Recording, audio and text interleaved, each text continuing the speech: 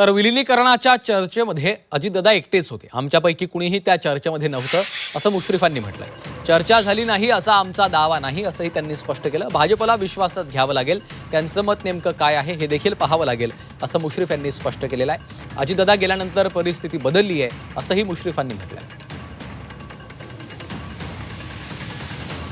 आता विलिनीकरणाचा मुद्दा मी अनेक वेळा मांडलेला आहे की अजितदादा ही चर्चा करत होते.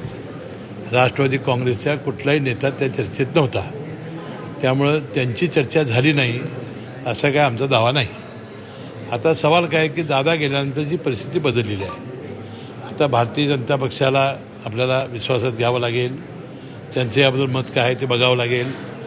त्याशिवाय आता सुनेत्रा वहिनी आणि त्यांचं कुटुंबीय त्यांना जे वाटते ते आता ह्या पक्षामध्ये होईल.